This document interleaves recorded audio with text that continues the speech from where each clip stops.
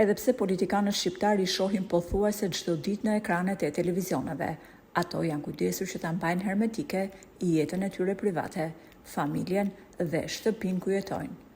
Pak ose as pak dihet se ku punojnë gratë e deputetëve dhe ministrave shqiptar, edhe pse ajo që të bën përshtypje është fakti se ato kanë veshje të shtrenjta dhe gratë e tyre kanë bizhu që fillojnë nga minimumi $5.000.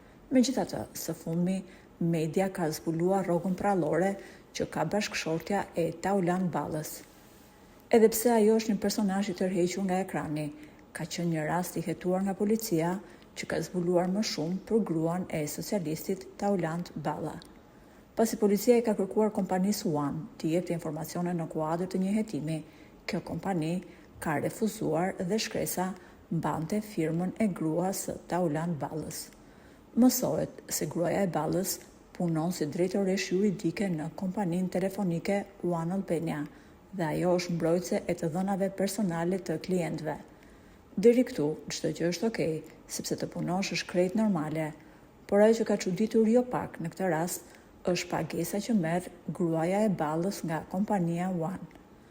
Mediat deklarojnë se ajo paguhet €10.000 në muaj.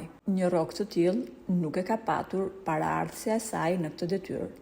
Ndoshta gruaja Taulant Ballës është femra më e paguar në Shqipëri me një rrogë të deklaruar €10.000 në muaj. Mjafton të kujtojmë se vetë kryeministri Edi Rama e ka rrogën €3.000, ndërsa rrogën më të lartë e ka presidenti Bayram Begaj, rreth €4.000 në muaj.